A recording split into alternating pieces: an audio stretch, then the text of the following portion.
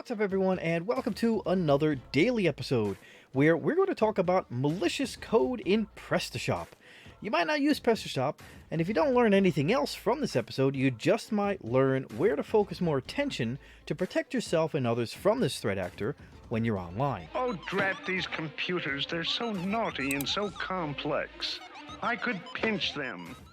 Threat actors are targeting websites using open source e-commerce platform PrestaShop by exploiting a zero-day flaw tracked as CVE 2022-36408 that can allow to execute arbitrary code and potentially steal customers' payment information.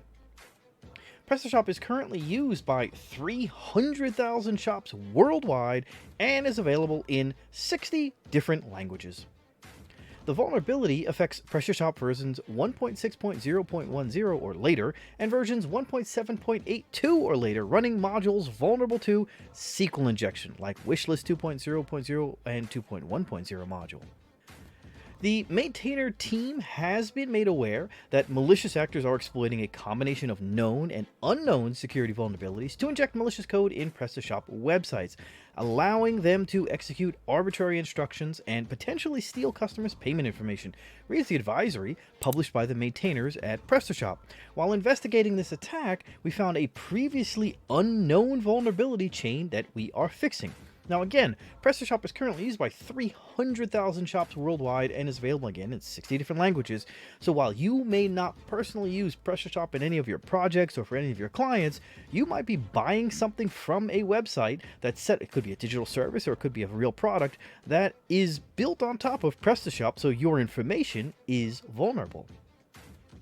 The threat actors are targeting online shops running outdated software or modules, or third-party modules affected by known vulnerabilities or zero-day flaws. Below is the attack chain, reconstructed by the experts investigating the attacks. First, the attacker submits a post request to the endpoint vulnerable to SQL injection. After approximately 1 second, the attacker submits a GET request to the home page with no parameters. This results in a PHP file called blm.php being created at the root of the shop's directory. Last, the attacker now submits a GET request to the new file that was created, blm.php, allowing them to execute arbitrary instructions. Once the attackers have taken over the online store, they injected a fake payment form on the front office checkout page to steal credit card information when visitors make purchases. So threat actors are, again, targeting online shops running outdated software or modules or third-party modules affected by known vulnerabilities or these zero-day flaws. This is why it's extremely important for all of the software that you use, all of the open source software that you might implement into your products, you keep it up to date. The researchers provided indicators of compromise for these attacks, such as the activation of the MySQL Smarty cache storage.